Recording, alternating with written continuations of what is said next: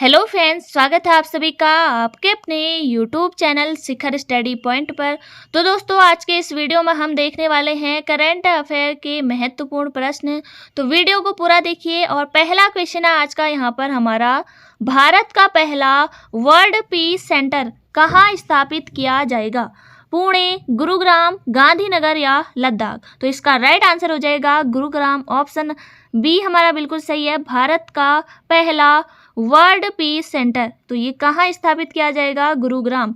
अगला क्वेश्चन है, उत्तराखंड राज्य ग्रामीण आजीविका मिशन की शुरुआत कब हुई? तो ये हुई थी वर्ष 2011 में। तो ऑप्शन ए हमारा बिल्कुल राइट आंसर हो जाएगा, राज्य ग्रामीण आजीविका मिशन। इसी के अलावा ग्रामीण पर्यटन उत्थान योजना, इसकी शुरुआत कब हुई थी? तो ये हुई थी वर्ष 2014 में। अगला क्वेश्चन है, ग्राम्य विकास एवं पलायन निवारण आयोग की अंतरिम रिपोर्ट 2022 के अनुसार राज्य के किस जिले में सबसे कम स्थायी पलायन है? तो ये है उधम सिंह नगर में। ऑप्शन सी हमारा बिल्कुल राइट आंसर हो जाएगा। इसी के अलावा सबसे ज़्यादा जो पलायन देखने को मिला है अल्मोड़ा, उसके बाद टिहरी और उसके बाद पौड़ी, और सबसे कम उधम सिंह नगर, देहरादून ये आते हैं। अगला क्वेश्चन है, केंद्रीय बजट 2023 में रेलवे प्रोजेक्ट के लिए राज्य के लिए कितने करोड़ रुपए देने की घोषणा की है? तो ये की गई है 5004 करोड़ रुपए का। तो ऑप्शन बी हमारा बिल्कुल राइट आंसर हो जाएगा। अगला क्वेश्चन है, 23वें यूथ वॉलीबॉल प्रतियोगिता का आयोजन किस राज्य में हुआ? तो ये हुआ है उत्तराखंड में। ऑप्शन बी हमारा बिल्कुल राइट आंसर हो जाएगा। और ये पहली बार इसका आयोजन हुआ है, तो ये आपको याद रखना है। अगला क्वेश्चन है, फरवरी 2023 में विश्व बैंक का अगला अध्यक्ष किसे नामित किया गया है? तो ये किया गया है अजय बंगा को। ऑप्शन सी हमारा बिल्कुल राइट आंसर हो जाएगा। अगला क्वेश्चन यहाँ पर है, प्रधानमंत्री टीबी मुक्त भारत अभियान के तहत टीबी मरीजों की सर्वाधिक औसत निश्चय मित्रों का पंजीकरण करने में उत्तराखंड का देश में कौन सा स्थान रहा? तो ये रहा पहला स्थान। ऑप्शन सी हमारा बिल्कुल राइट आंसर हो जाएगा। अगला क्वेश्चन है, डिजिटल इंडिया अवार्ड 2022 में digital deposit refund system category के तहत किस जनपद को सिल्वर मेडल प्राप्त हुआ है? तो ये हुआ है रुद्रप्रयाग जनपद को डिजिटल इंडिया अवार्ड 2022 में उत्तराखंड के रुद्रप्रयाग जनपद को सिल्वर मेडल प्राप्त हुआ है। अगला क्वेश्चन है, चैट जीपीटी संचालित एआई चैटबॉट लेक्सी को पहली बार कहाँ लॉन्च किया गया? तो ये किया गया भारत। ऑप्शन डी हमारा बिल्कुल राइट आंसर हो जाएगा। और इसी के अलावा गूगल द्वारा किया गया था बार्ट, ये भी आपको याद रखना है। और भारत द्वारा यहाँ पर पहली बार लेक्सी को लॉन्च किया गया है। अगला क्वेश्चन है, आर्थिक सर्वेक्षण 2020-21 के अनुसार वर्ष 2021-22 में राज्य की विकास दर कितने रहने का अनुमान है? तो ये है 6.13%। तो ऑप्शन बी हमारा बिल्कुल राइट आंसर हो जाएगा। अगला क्वेश्चन है, राज्य में किस वर्ष महिला उद्यमी विशेष प्रोत्साहन योजना शुरू की गई? तो ये की गई थी, इसकी शुरुआत हुई थी 15 अगस्त 2015 में। तो ऑप्शन डी हमारा बिल्कुल राइट आंसर हो जाएगा। और इस योजना के तहत कुल स्थिर पूंजी का 25% लगभग की अधिकतम 25 लाख ऋण उपलब्ध कराना इसका लक्ष्य है। तो ये भी आपको याद रखना है। अभी हाल ही में कनिष्ठ सहायक के एग्जाम में पूछा गया था, तो 25 लाख इसमें ऋण उपलब्ध कराना ये यहाँ पर सुनिश्चित किया गया है। अगला क्वेश्चन है, मुख्यमंत्री स्वरोजगार अति सूक्ष्म नैनो योजना की शुरुआत कब हुई? तो ये हुई थी इसकी शुरुआत अक्टूबर 2021 में।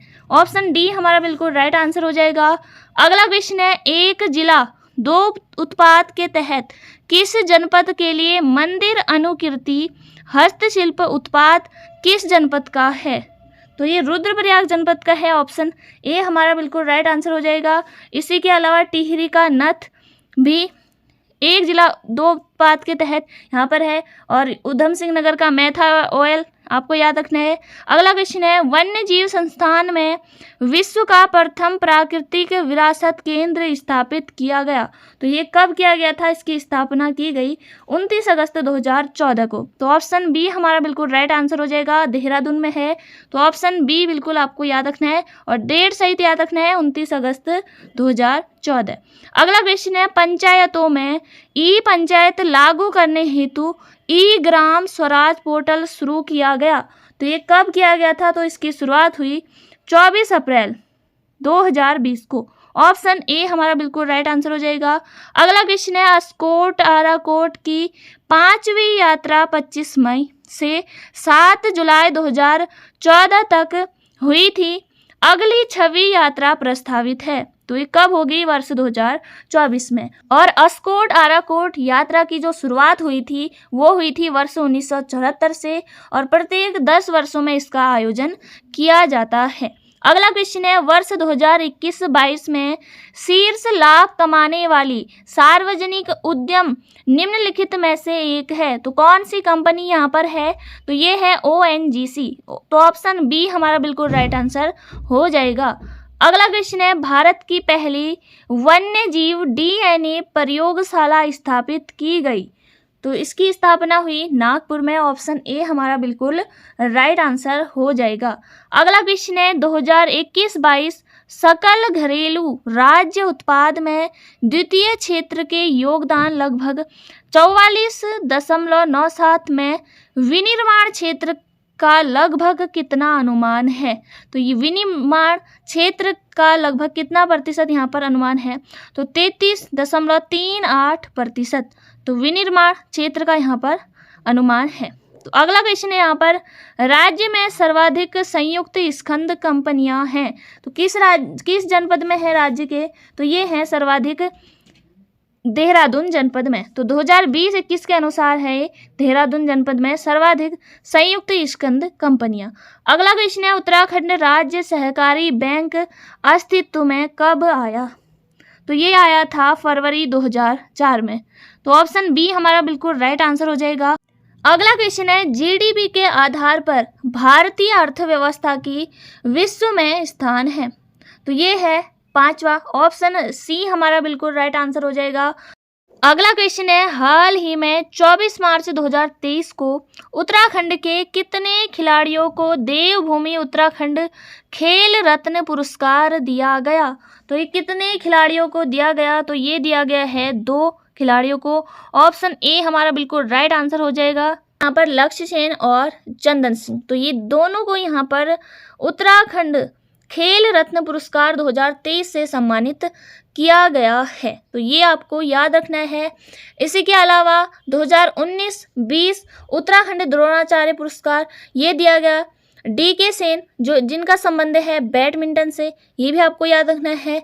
इसी के अलावा 2020-21 में उत्तराखंड द्रोणाचार्य पुरस्कार कमलेश कुमार तिवारी, जिनका संबंध था ताइक्वांडो से, तो उन्हें 2020-21 के लिए उत्तराखंड द्रोणाचार्य पुरस्कार दिया गया। और 2019-20 के लिए यहाँ पर उत्तराखंड खेल रत्न पुरस्कार जो दिया गया है लक्ष्य सेन और चंदन सिंह को। लक्ष्य सेन का संबंध है बैडमिंटन से और चंदन सिंह का संबंध है एथलीट से। तो ये आपको याद रखना है। तो ऑप्शन ए हमारा बिल्कुल राइट आंसर हो जाएगा। अगला क्वेश्चन है, किस संस्थान ने हर साल 14 मार्च को रिसर्च डे मनाने की घोषणा की है? तो ये की गई है IIT रुड़की द्वारा।